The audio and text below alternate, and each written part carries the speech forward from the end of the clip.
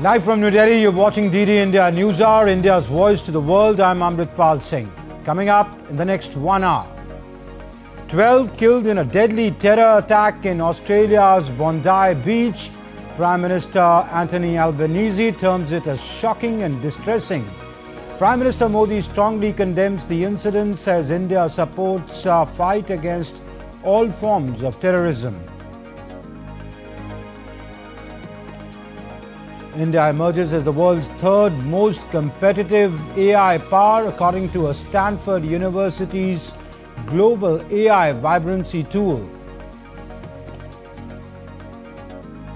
Prime Minister Modi to embark on a three-nation visit to Jordan, Ethiopia and Oman on Monday. Deepening strategic and economic cooperation on the agenda. India wins the Squash World Cup for the first time, beats top seeds Hong Kong, China in the summit clash in Chennai.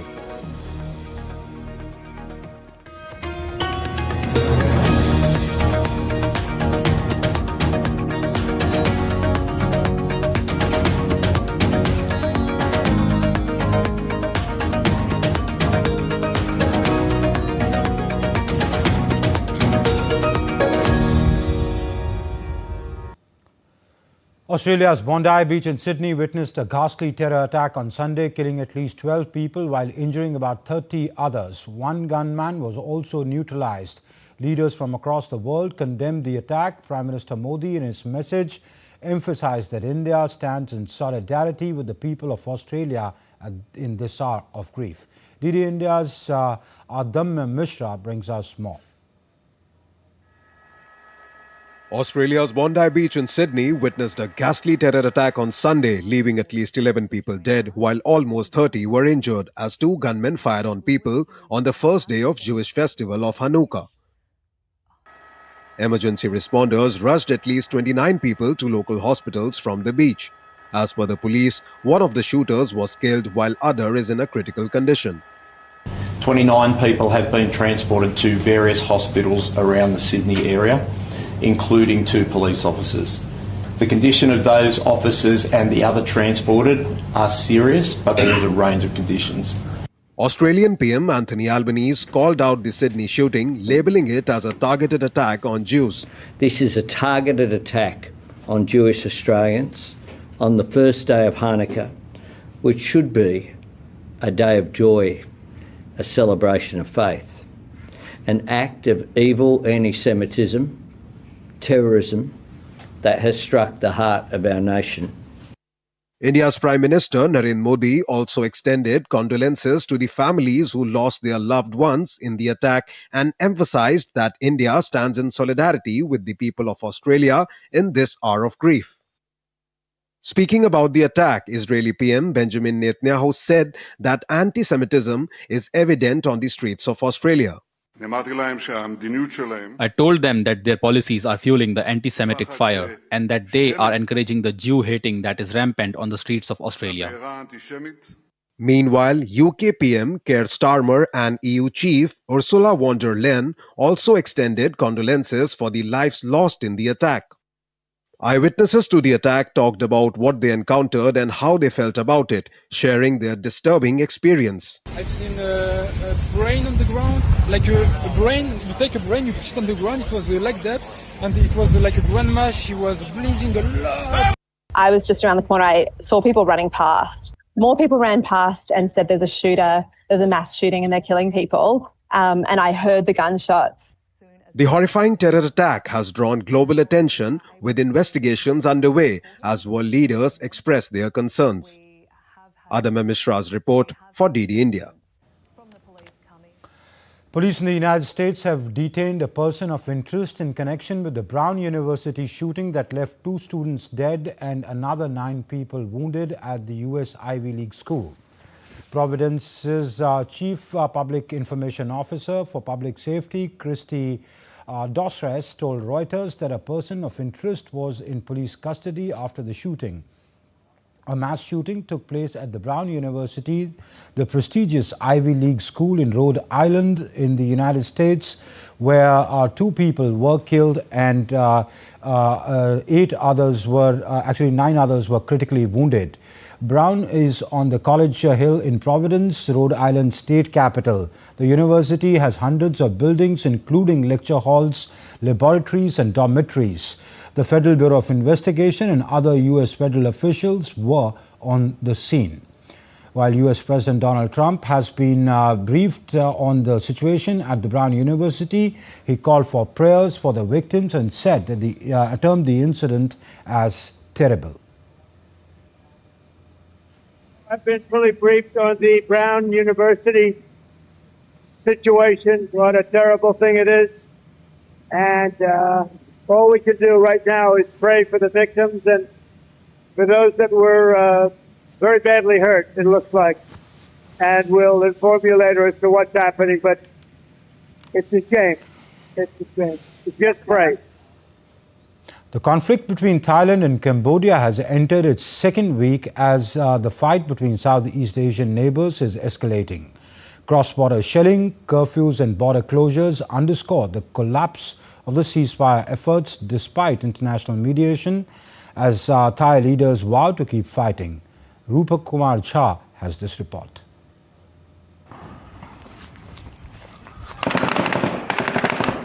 Fighting between Thailand and Cambodia has entered the second week, with Bangkok confirming its first civilian death since the latest clashes began on December 7. In the wake of new escalations, Thailand's military on Sunday said it is considering blocking fuel exports to Cambodia. Officials say at least 27 people have been killed, including 15 Thai soldiers and 11 Cambodian civilians, while nearly 800,000 people have been displaced along the disputed border. Both sides continue to accuse each other of launching unprovoked attacks and targeting civilian areas as residents flee shelling and air strikes near the frontier. The violence comes a day after Thailand rejected US President Donald Trump's claim that a truce had been agreed. Thailand said no ceasefire deal was reached and clashes continued overnight, prompting curfews in border provinces where gunfire was also reported near coastal areas. Cambodia has shut key border crossings with Thailand, leaving migrant workers stranded, while evacuation centers on both sides remain crowded. Thai officials say non-combat related deaths have also been reported among evacuees, highlighting the growing humanitarian toll of the conflict. With only ceasefire agreements suspended and fresh military operations underway, prospects for an immediate de-escalation remain uncertain. Rupak Jha's report for DD India. Third most competitive AI power according to Stanford University's global AI vibrancy tool. More details in our next report on how this feat is a big boost to India's AI mission and the vision of Viksit Bharat or Developed India by 2047. Stanford University's global AI vibrancy tool ranked India as the world's third most competitive country in artificial intelligence. India's rapidly growing tech ecosystem and large talent pools landed firmly in the third place of the list. The latest ranking highlights how India's fast-growing tech ecosystem and strong talent base are helping the country play a key role in the global AI race. This puts India ahead of several advanced economies, including the United Kingdom, Japan, Canada, Germany, and France. This ranking reflects not just R&D output, but economic strength, policy engagement, and public awareness of AI. The development comes a few days after top global companies announced their plans to invest multi-billion dollars in the country's AI infrastructure in the next few years. Amazon announced an investment commitment of $35 billion by 2030 in key AI, logistics, and cloud computing infrastructure. Microsoft has pledged an investment of $17.5 billion, its biggest investment in Asia, for cloud and AI expansion. The findings reinforce the idea that India is no longer a peripheral player in AI, but a central contender shaping the next phase of global technological competition. For the first time in India's history, the government is actively shaping an AI ecosystem where computing power, GPUs, and research opportunities are accessible at an affordable cost. Unlike in the past, AI in India is no longer confined to a privileged few or dominated by global tech giants. Through forward-looking policies, the Modi government is empowering students, startups, and innovators with world-class AI infrastructure, fostering a truly level playing field. Initiatives such as the India AI Mission and the establishment of Centers of Excellence for AI are strengthening the country's AI ecosystem, paving the way for innovation and self-reliance in this critical sector. These efforts align with the vision of Viksit Bharat by 2047, where India aspires to become a global AI powerhouse, leveraging cutting-edge technology for economic growth, governance, and societal progress. Bureau Report, DD India. Ukrainian President Volodymyr Zelensky arrived in Berlin on Sunday for 2 days of talks with European leaders and Donald Trump's envoys on ending the war with Russia. Zelensky arrived as peace talks were underway between the US and Ukrainian envoys. Ukraine has given up its ambition of joining the NATO military alliance in exchange for Western security guarantees as a compromise to end the war with Russia.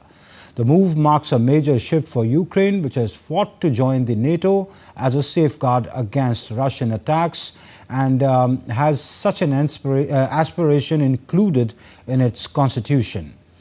Now, the change of stance meets one of Russia's war aims, although Kyiv has so far held firm against ceding any territory to Moscow. And Zelensky has dished his hopes of Ukraine joining the NATO in a bid for a peace deal ahead of the crunch talks. The move marks a major shift for Ukraine, which, as I said, has already had ambitions to join the NATO military alliance as a sort of safeguard against Russian attacks or any future Russian ambitions. Ukrainian conditions, from the very beginning, or maybe not conditions, but more correctly, Ukraine's desire was to join NATO. And these were real security guarantees. Some partners from the United States of America and Europe did not support this direction. And that is why today, bilateral security guarantees between Ukraine and the United States of America, namely Article 5-like guarantees from the United States of America for us, and security guarantees from European colleagues for us, as well as from other countries, Canada, Japan. These security guarantees for us are an opportunity to prevent yet another Russian aggression, and this is a compromise on our part. And still to come up on DD India Newshour, India marks or observes the National Energy Conservation Awards 2025. President Draupadi Murmu felicitates winners of the NECA 2025. India rejects Bangladesh's assertions, supports free, fair, inclusive and credible elections in the country.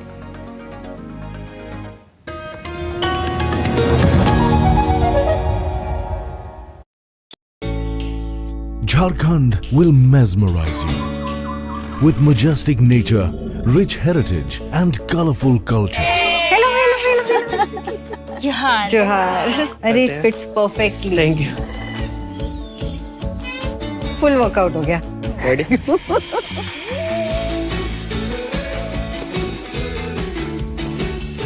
Postcards from Jharkhand on National Geographic.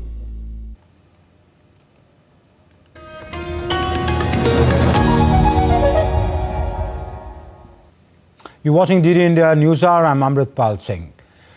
Prime Minister Narendra Modi will begin a 4-day tour to Jordan, Ethiopia and Oman on Monday. The first leg takes him to Jordan from December 15th to 16th at the invitation of King Abdullah II. Marking 75 years of ties, the visit will review bilateral relations and regional issues, giving fresh momentum to the India-Jordan partnership. Taposh Bhattacharya has more in this report.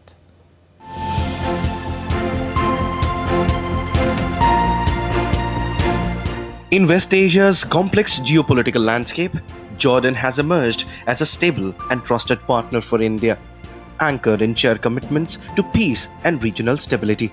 Prime Minister Narendra Modi will undertake a 2-day bilateral visit to Jordan starting Monday at the invitation of King Abdullah bin Al Hussein. This marks the Prime Minister's full-fledged bilateral visit to the kingdom and coincides with 75 years of diplomatic relations between India and Jordan. It's a truly historic and a landmark visit. This is the year when we are celebrating 75 years of establishment of diplomatic relationship between India and Jordan. And perhaps this is the most memorable occasion, and we couldn't have asked for more. We are all looking forward to his presence in our midst, the Indian community here, and His Majesty and the entire government and the leadership have been extremely positive and responsive to this memorable occasion, and we are all geared to ensure a very smooth, successful and productive visit. During the visit, Prime Minister Modi will hold talks with King Abdullah II to review the full spectrum of bilateral ties and exchange views on key regional and global developments. Prime Minister Shri Narendra Modi will embark on a bilateral visit to the Hashemite Kingdom of Jordan from December 15 to 16, 2025. This will be Prime Minister's first full-fledged bilateral visit to Jordan, which is coinciding with the 75th year of establishment of diplomatic relations between India and Jordan. Bilateral visit is taking place after an interval of 37 years. India and Jordan share warm and friendly relations marked by mutual trust and goodwill. The relationship spans across sectors including political, economic, defense and strong people-to-people ties. India-Jordan economic relations have grown steadily over the years. India is now Jordan's third largest trading partner, with bilateral trade valued at nearly $2.8 billion. Jordan plays a vital role in India's food security, supplying critical fertilizers such as phosphates and potash for India's agricultural sector. Both countries are exploring new areas of collaboration, including green energy, water technology and food security. Tourism cooperation, along with education and digital innovation, is emerging as the next frontier as India and Jordan work towards a future driven by knowledge and innovation. With shared values, growing economic ties and new areas of cooperation, India and Jordan are poised to take their partnership to the next level, turning 75 years of friendship into a future of deeper regional cooperation and mutual growth. With Campus and Ashish, this is Taposh Bhattacharya for DD India from Jordan. And Indian Ambassador to Jordan, Manish Chauhan, said that digital cooperation is poised to be the key pillar in India-Jordan engagement. Take a look at this interview. Nowadays, India has been known as an IT hub. It's a country where the whole world now looks up to providing solution. Jordan, at this particular area in the Middle East, is turning out to be, IT hub itself. They're trying to level best to project themselves. Do you believe that both countries can work in that department as well? Absolutely. You mentioned the India Center. India Center. So there is, you're very right, India is a giant in this area. We are constant, and there is that openness to deepening this engagement at all levels. And again, I would say that, the forthcoming visit, the business forum, provide us with the foundation to push forward in this field, because there is keenness to engage and deepen this relationship, and we'll see how best to achieve a positive outcome. In India, sir, it's very easy nowadays to do digital transaction. You have gone there, you flash your mobile scan, and that's the power of digital revolution. That's something that probably places like Jordan can also take a leaf out. We saw UPI becoming common in some of the other countries, for instance, Paris and Singapore, other places.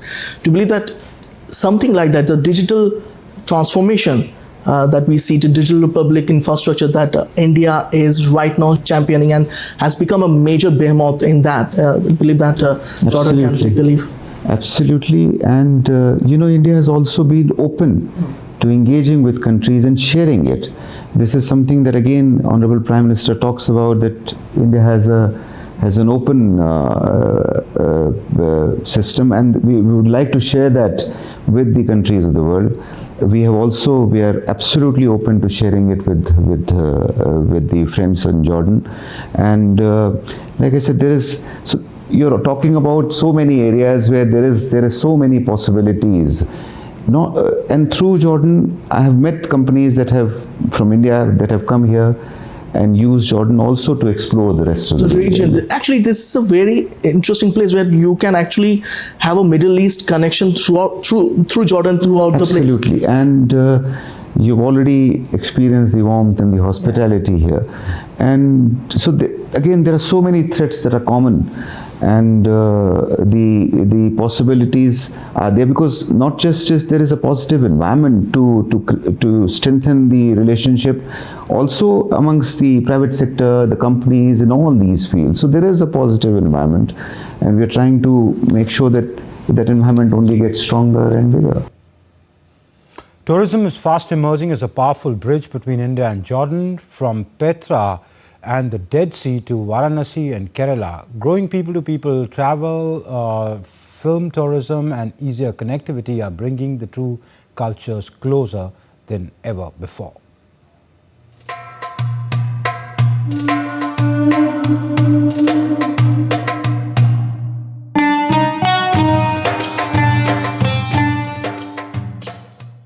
Tourism is one of the most dynamic and underexplored dimension of the Indo-Jordan relations, a natural cultural bridge that has potential to bring both nations closer. For Indians, Jordan represents history carved in stone, quite literally. Petra, one of the 7 wonders of the world, draws thousands of Indian tourists every year. The vast desert landscape of the Wadi Rum, the healing waters of the Dead Sea and the cultural tapestry of Amman offers experiences that resonates deeply with Indians traveling seeking history, adventure and wellness. Jordan in turn is discovering India's diverse tourism offerings. From spiritual serenity of Varanasi and Bodh Gaya to the royal splendor of Jaipur and Udaipur, Indian destinations offer cultural depth, heritage, vibrancy, wellness and retreats in Kerala, yoga tourism, Ayurveda centers and climate destinations like Ladakh and Mumbai appeal increasingly to the Jordan tourism. Film tourism is emerging as a new bridge. Indian filmmakers are exploring Jordan's dramatic landscape as location for movies, while Jordan's tourism authorities are engaging with Indian production houses for collaborations. Direct flights, joint tourism campaigns, simplified visa process and promotional tours are opening doors for greater movement between both the countries. Travel companies in both the countries are beginning to curate specialized Indo-Jordan itineraries. Tourism is not just economic, it creates memories, emotional connection and stories that live across borders. As the ties deepens, tourism will continue to be one of the most powerful channels through which people of India and Jordan will discover each other. With camera person Ashish, this is Taposh Bhattacharya for DD India from Jordan. India has categorically rejected the assertions made by the interim government of Bangladesh that India is interfering in their internal affairs. In a press release, the Ministry of External Affairs said that we have consistently reiterated our position in favor of free, fair and inclusive and credible elections being held in Bangladesh in a peaceful atmosphere. India has never allowed its territory to be used for activities inimical to the interests of the friendly people of Bangladesh. The statement says we expect the interim government of Bangladesh to take all necessary measures for ensuring internal law and order, including for the purpose of holding peaceful elections. President Draupadi Murmu underlined the nation's strong commitment towards a sustainable future while addressing the presentation of the National Energy Conservation Awards at Vigyan Bhavan in New Delhi. National Energy Conservation Day is observed annually on the 14th of December to raise awareness about the importance of energy conservation and to highlight the nation's achievements in energy efficiency. On this occasion, the President of India also felicitated the winners of the National Energy Conservation Awards 2025 and the National Painting Competition on Energy Conservation 2025. The President emphasized that both the government and private institutions are making concerted efforts and are being actively encouraged to accelerate decarbonization and significantly reduce carbon emissions.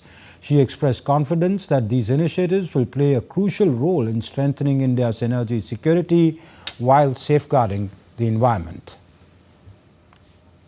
सरकारी और निजी संस्थानों को अर्थव्यवस्था के decarbonisation को तेज करने और एमिशंस कम करने के लिए उत्कृष्ट प्रयास करने हेतु प्रोत्साहित किया जा रहा है। मुझे विश्वास है कि ये सभी कदम ऊर्जा और पर्यावरण के संरक्षण के लिए प्रभावी सिद्ध होंगे। ये प्रसन्नता की बात है कि सरकार द्वारा बिहेवियरल चेंज के लिए भी अनेक कार्य चलाए जा रहा है। प्रकृति के साथ संतुलित जीवन शैली अपनाने की चेतना भारत की सांस्कृतिक परंपरा का मूल है। Chief Justice of India, Justice Surya Kant, emphasized that while artificial intelligence is increasingly being applied across diverse fields, the primacy of human intelligence must remain central when integrating such technology into the judicial process. Speaking at a symposium on balancing freedom of speech and expression vis-a-vis regulation in digital age in Cuttack, Justice Kant noted that the rising number of cases is causing delays in delivering justice to the common man. He stressed that mediation offers a vital solution, enabling quicker resolution of disputes and ensuring timely justice for the people. We have to ensure that technology is used in such a way that it follows the principle of inclusivity, and otherwise it will amount to regression. And that's why I always maintain that technology must remain a servant of justice, not its substitute. It should amplify human judgment and not replace it. And still to come up on DD India Newshour, we will discuss with a special guest on the show that why and how India is emerging as a powerhouse of artificial intelligence.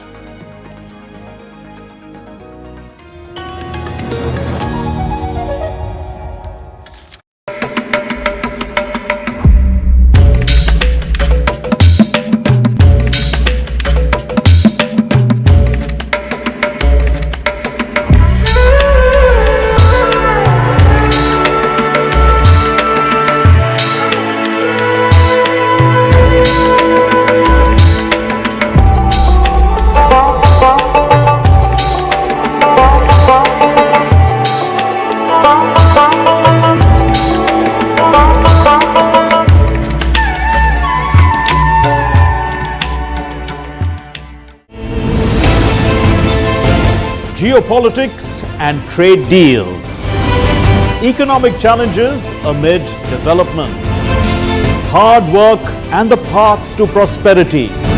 It's the economy always. Between walkers, money is what money does and says. Supply creates its own demand. Between the bulls pulls and bears tears. When supply chains globalization and India rises to the podium. We'll get you centered with the economic brief at 8 p.m. every Thursday on DD India.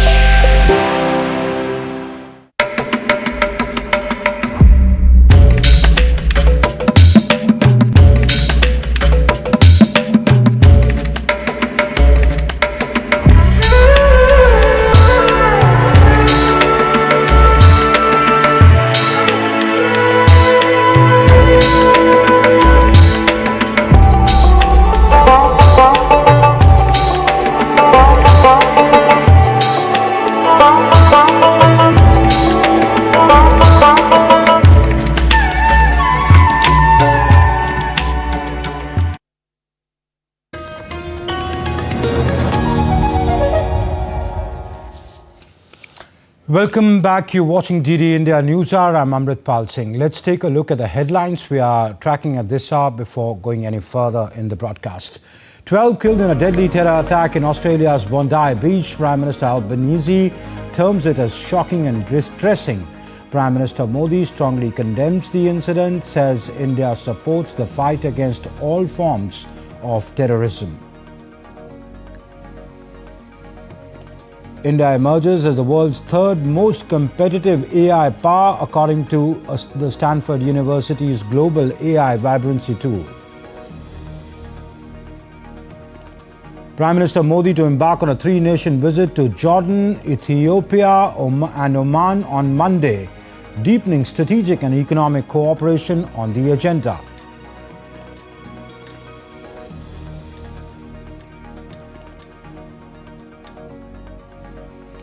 And India wins the Squash World Cup for the first time, beats top seeds Hong Kong and China in the summit clash in Chennai.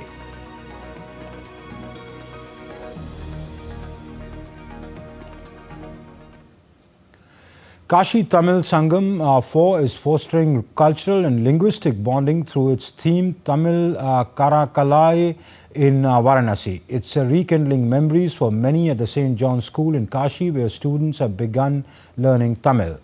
The students are thrilled to learn the new language as they are delighting the principal, who's a native of Tamil Nadu.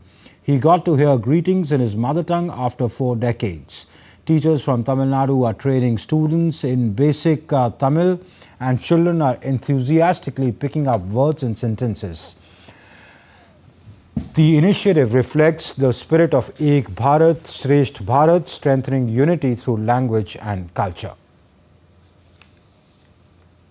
Vanakkam, मेरा नाम father Suseraj, principal saint John school Madwali. मैं तमिलनाडु से हूँ। पिछले 41 सालों में यहाँ वाराणसी में हूँ और मुझे 1984 में जब मैं यहाँ आया तब हिंदी मुझे सीखने को अवसर मिला। तब से मैं हिंदी में बोल सकता हूँ, लिख सकता हूँ और लोगों से वार्तालाप कर सकता हूँ। और आज सरकार के द्वारा तमिल संगमम द्वारा हमारे बच्चों को तमिल पढ़ने का एक अवसर दिया गया है। मैं इस कार्य को सराहना करता हूँ। So India's emerging as a global AI powerhouse. This reflected in a ranking by on AI competitiveness by a tool of the Stanford University, which is an Ivy League university in the US. Though India is behind the United States and China, which are global powerhouses, but nevertheless, India, has outpaced many other countries of the world like Japan, South Korea, Australia, etc., the other European countries. So that speaks volumes about where India is going as far as AI is concerned. Why is it so? What's leading to that? On what path are we? What are the pitfalls on that path? To talk about all that, I'm joined by Dr. Rishi Mohan Bhatnagar. He's an IT expert. He joins us on the show. Thank you, Dr. Bhatnagar, for being on DD India. First of all, this competitive, this survey in how India is becoming a competitive country in the world in artificial intelligence, what does this report base it on?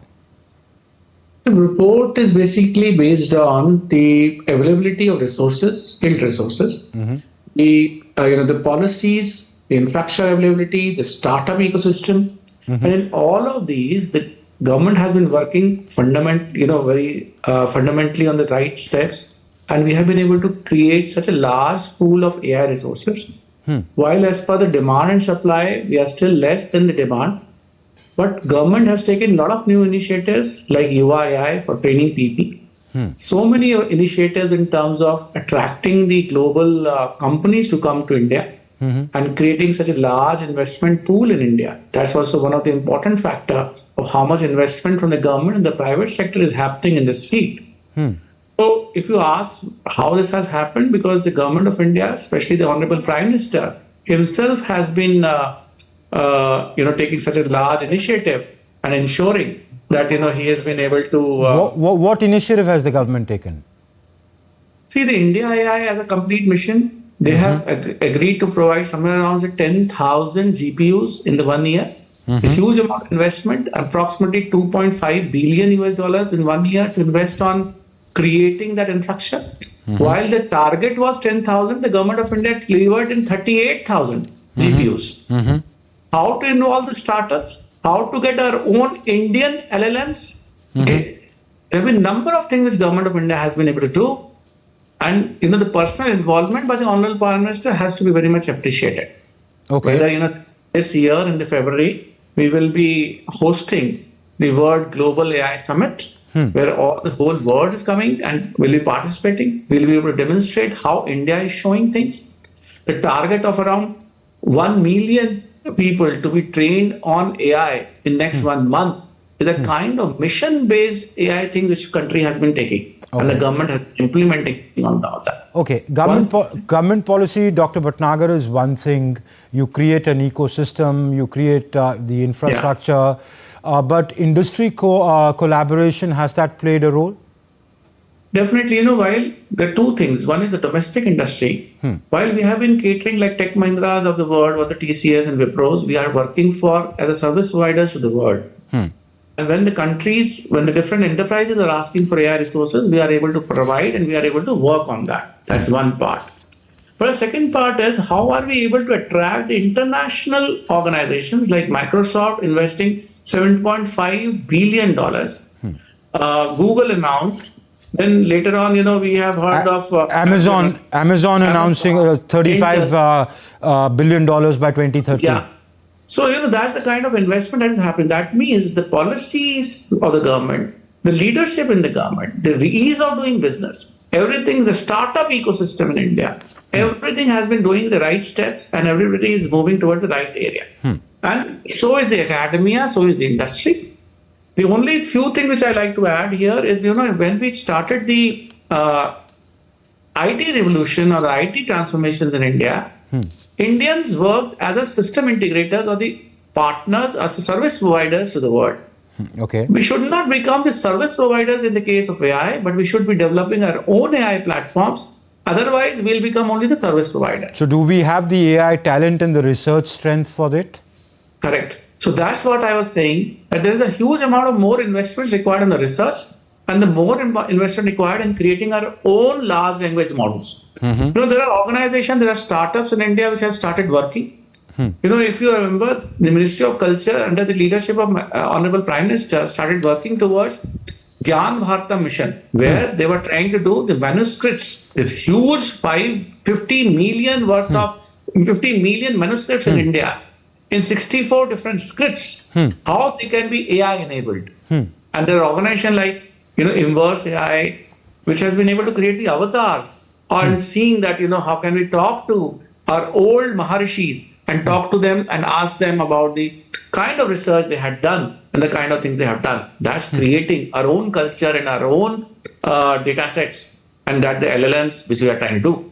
The kind of work that is happening in India is, you won't be able to imagine. There is a Madhav Netralaya in Nagpur, which has been working on the premature child birth. Okay. And the child which are born prematurely, their retina and their eyes can go blind if they are tested. With the AI tools, they are able to test them, and they are working towards seeing how they can reduce the this test. They can create that test and how they can reduce children getting blind. Okay. So there are thousands of things that are happening, and for Indian traditional things, Indian cultural things, Indian tribal things, we have our own ways. So we have to ensure that we have our own LLMs, and that's what my thought is, that we should be working towards that. Okay. Whether it is our own GPTs for health, education, agriculture. So a lot of research. Of course, healthcare, finance, agriculture, technology, all that AI can be employed in. Institutions play a big role. Are your IITs, IISCs, the triple IITs, are they equipped with, to become global centers of excellence for AI research or training? See, I have been visiting to a lot of IITs across India and also NITs and also the tier 2, tier 3 organization. Okay. Recently, I met, so they all have been equipped. They all are getting the infrastructure. They all are getting funding from the government, and they all are investing into research and infrastructure. For an AI, the cost of infrastructure is extremely high, and if you think about the the international number, it is approximately $2.5 to $3 an hour for a GPU to be utilized. Okay. But the government of India is providing it at less than $1. Okay. And that's how they are promoting how the startups, how the education, how the industry can utilize it. Okay. And recently, I came across the private university in Karnataka, which is investing huge amount of money on creating the state-of-the-art AI infrastructure, so that not only the students but also the researchers and the industry can use it. So there are a lot of initiatives the government as well as the academia as well as the industry all are taking together so that they can take it forward. But yes, what you say is right, and the advances that we are making, of course, that reflects in the Stanford Tool report. But we still lag behind a lot, don't we, when it comes to, say, research publications. You publish just about 7% of the global share. You're number 3. Yes, you've outpaced a lot of countries, but look at your point score, 21.59, and that is way behind the 2 top AI nations. That's the US, which stands at 78.6, and China, which is at 36.95. So how do you bridge the gap? See, you have actually, taken the right thought. And there is a need for our researchers to start publishing, our industry to start publishing. Around 10 years back, I wrote the first book on Internet of Things. Okay, because I was working for a corporate and I was working on it, so I wrote a book. So somebody from the academia came and thanked me that this was the first time the industry people have started publishing books of the kind of experiences, the kind of learning they had. So there is not only need for the academia and researchers, but also the industry people who are working on ground, creating things to start publishing. Okay. So, there is a promotion for this, and I agree this is a weak point for us, and we all have to work on seeing how can we create a lot of publications in this, especially in the future technologies. Okay. So there is still road to travel, but the good thing is that the pace at which we are sort of growing in the AI and the AI ecosystem that exists in the country, the kind of push that it's being given both by the government and the industry is heartening, and we are on the road to that. We leave it there. Dr. Bhatnagar, thank you very much for your time and sharing your insights with us. Thanks. Moving on, Prime Minister Modi, in a social media post on X, expressed happiness over the fact that Vice President C.P. Radhakrishnan released a stamp in the honor of Emperor Perum Bidugu Mutriyar as the second. Prime Minister termed him as a formidable administrator, blessed with remarkable vision, foresight and strategic brilliance, and that he was known for commitment to justice. PM termed him to be a great patron of Tamil culture as well. Prime Minister called upon more youngsters to read about his extraordinary life. Let's now take a look at other stories making news. The Bharatiya Janata Party or the BJP's parliamentary board has appointed Nitin Nabin as a national working president of the party. Nitin Nabin represents the Bankipur constituency in Patna district. As a member of the Bihar Legislative Assembly, he was elected as an MLA 4 times consecutively since his by-election win in 2006. The centre has imposed the most stringent emergency measures in Delhi NCR on Saturday when it comes to pollution. A 5-point action plan as per the Stage 4 Extant Graded Response Action Plan, or the GRAP, is applicable with immediate effect in the entire NCR. The 5-point action plan includes steps to be implemented and ensured by different agencies and the pollution control boards of NCR and DPCC. The 10th edition of the Vizag Navy Marathon was held on Sunday. It concluded on a grand note showcasing unparalleled enthusiasm and sporting spirit. Over 17,000 runners, including foreign nationals from 17 countries, participated in this prestigious event, setting a new benchmark for excellence. With prize money exceeding 10 lakh rupees, the marathon brought together athletes and fitness enthusiasts from across India and abroad. And still to come up on DD India Newshour, India secure an emphatic 90-run victory over Pakistan in the Under-19 Asia Cup.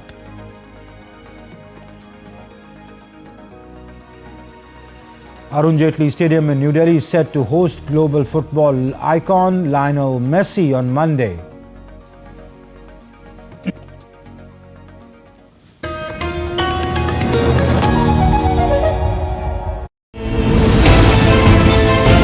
Geopolitics and trade deals. Economic challenges amid development. Hard work and the path to prosperity. It's the economy always. Between walkers, money is what money does and says. Supply creates its own demand. Between the bulls pulls and bears tears. When supply chains globalization and India rises to the podium. We'll get you centered with the economic brief at 8 p.m. every Thursday on DD India.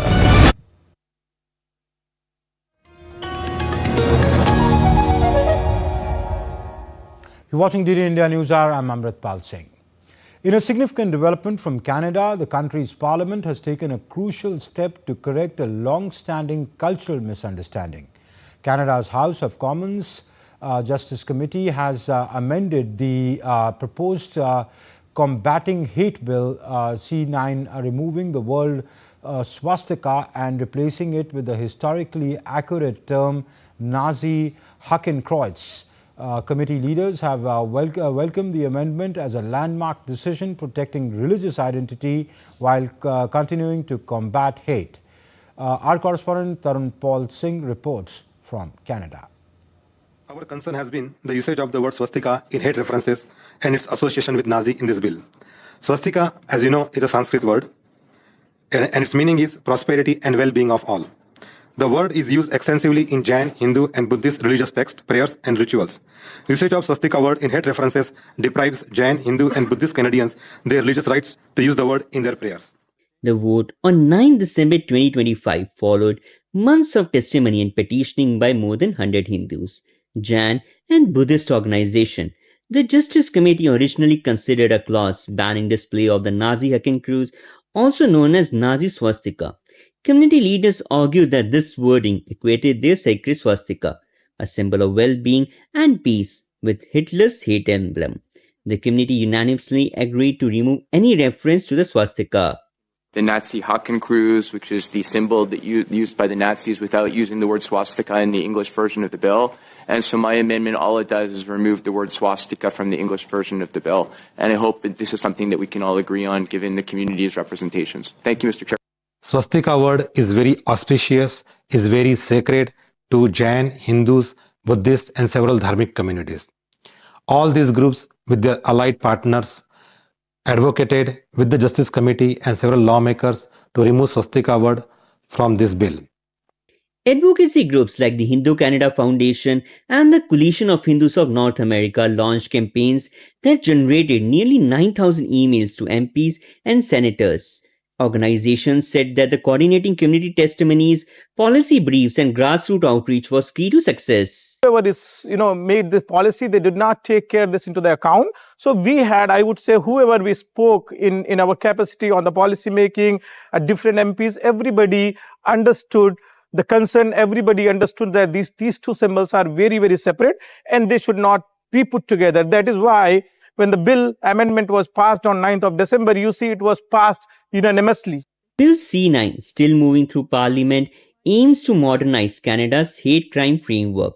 It creates offences for intimidating people at places of worship or community centres, makes hate-motivated crime a distinct offence and bans the willful display of symbols like the Nazi Hakenkreuz and SS bowls when used to promote hatred. The amendment on the swastika sharpens the bill focus without weakening its prohibition of Nazi symbols. This is a moment of celebration for all the Canadian, Jain, Hindus and Buddhists and all communities to see that now the swastika word has been removed from hate reference. At the same time, there's a lot of advocacy work ahead of us to remove swastika from hate references in media and in academia. Hinduphobia bill, which is passed in Mississauga by Deepika Damrela, who brought this forward, and then this bill was also passed unanimously, because everybody understands this unanimous decision when it comes, that means there is something on the surface, right? So that is where these all politicians came together and they said this is a real problem which we need to address. In any society, everybody has a right to live fearlessly, right? They should not be called out because what they believe in, what is their faith. The community living here in Canada hailed as a landmark victory by Canada's dharmic communities and their allies. More than 100 organizations from the Hindu Federation to Buddhist temple coalitions coordinated petitions, briefing and interfaith dialogues. While the battle over other parts of Bill C-9 continues, this amendment sets a vital precedent given the community's hope that the legislation can be inclusive and accurate. The community now turns its attention to educating Canadians about the swastika's spiritual meaning. Finally, the Justice Committee saw light of the day and they have finally removed the reference of swastika from that Bill C-9. And I want to thank all those organizations which came together, which put their advocacy efforts in strength, and that is why this result has been made possible. Swastika is really important. When I was born or when I grew up in India, in each and every occasion or every festival, my mother used to draw it. So that is where I learned a lot about our religion, our Hinduism, why it is important, and this has a great significance. Whenever we start any new festivities there or any new thing which we are going to begin, we used to draw it. We used to draw it at our homes, we used to draw it at our vehicles, everything. So I feel this is really important. And my family, like my kid, she's born here. So, and these are the only ways how we can, tell her that why Hinduism important, why it is important to being our roots, being connected to our culture, to our society, to our Hinduism. From Canada, this is Tarun Paul Singh. You're watching DD India Newshour. Time now for some news related to sports. India has created history as they defeated Hong Kong and China in the final to win China in the final to win Squash World Cup in Chennai. The win marked India's maiden Squash World Cup, improving on their previous best finish of a bronze medal at the 2023 edition. The Indian team did not lose a single match en route to the summit clash. In the final, Joshna Chennappa gave India the perfect start as she stunned Lee Ka-yi in the opening women's singles match. India secured an emphatic 90-run win over Pakistan in the Group A match of the Under-19 Asia Cup in Dubai. A disciplined bowling performance led by all-rounder Kanishk Chauhan and Seema Dipesh Davendran powered India to a comprehensive victory. India posted a competitive 240 all-out in 46.1 overs, thanks to a fluent 85 from Aaron George and useful contributions from Captain Ayush Mahatre and Kanishk Chauhan. George held the innings together through the middle phase. Chauhan's late flourish helped India reach the 240-run mark despite losing wickets regularly.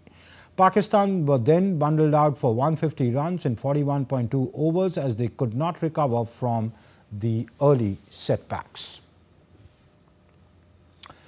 Indian city of Mumbai turned into a global football arena as legendary footballer Lionel Messi arrived for the second leg of the GOAT Tour at the iconic Wankhede Stadium. This is a report on the event. The atmosphere was electric as the celebrations began with high-energy artist performances, transforming the cricket stadium into a grand football fiesta. The excitement continued with a celebrity football match, bringing together prominent personalities from sports and entertainment, much to the delight of cheering spectators.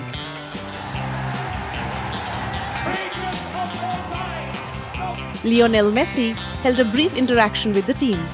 He also interacted with young football players in the field. For many in the crowd, it was once-in-a-lifetime opportunity to witness their hero in person.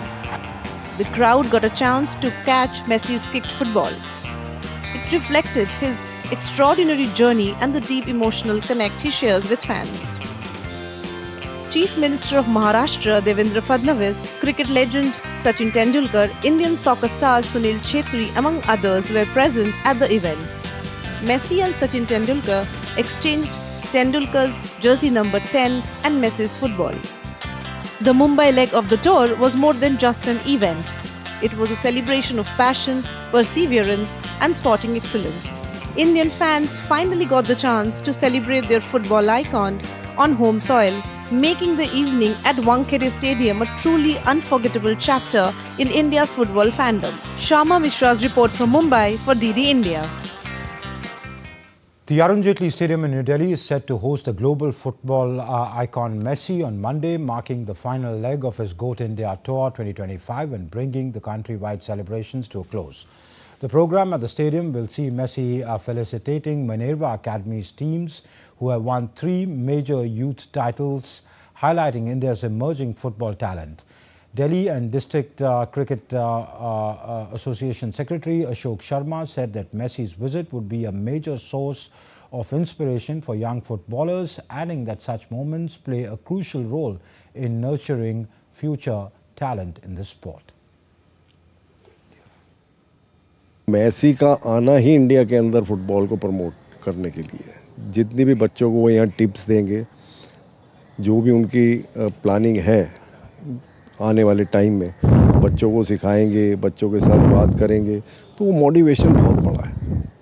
Massey मतलब आप खुद मैं बचपन से football के match देखता आया हूँ, यहाँ डूरंड और DCM होता था, उस स्केल की फुटबॉल और जो खुद वो खेलते हैं मैसी, उस तरीके की फुटबॉल में ज़मीन आसमान का फ़र्क है। उनके पैर से निकला हुआ गोल, उनके पैर से निकली हुई फुटबॉल, यहाँ बच्चे खुद अपने सामने देखेंगे, उनके साथ खड़े होंगे, तो मोटिवेशन, तो इससे बड़ा मोटिवेशन और कोई हो नहीं सकता बच्चों के लिए। That's it in this edition of DD India Newshour, but do let us know your thoughts on the news of the day. For those on the go, you can get all the latest news and updates from India and across the world on DD India's mobile app. The app is available on both Android and iOS platforms. Scan the QR code on the screen to download now. We'll be back with more news as it breaks here on DD India. I'm Amrit Pal Singh from my entire team here in Delhi. Thank you for watching. Bye-bye.